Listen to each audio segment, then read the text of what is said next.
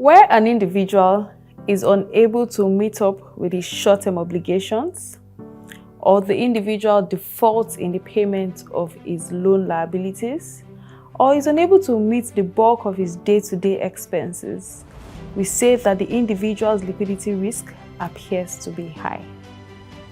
My name is Oyekemi Ajayi, and I welcome you to another finance series.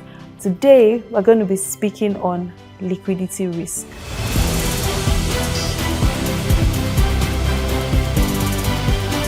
Signs of high liquidity risk.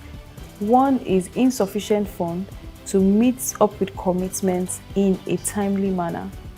Two, you see that the individual has a lot of debt obligations with high interest rates and repayments.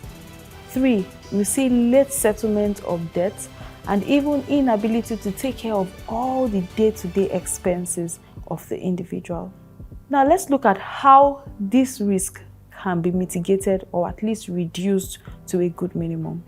The very first step is conscious financial planning and analysis. As an individual, you need to understand how to plan your finances, how to cater for your expenses, and how to budget for these expenses in the very near future.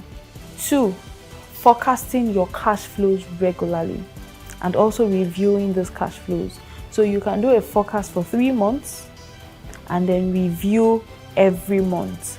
Review your position to see whether you're actually meeting up with your target or otherwise.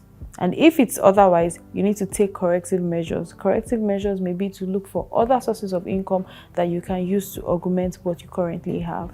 3, you need to manage your existing credit facilities. I always say, if you want to take loan, I advise you take it for capital expenditures, not for your regular feeding or your regular day-to-day expenses.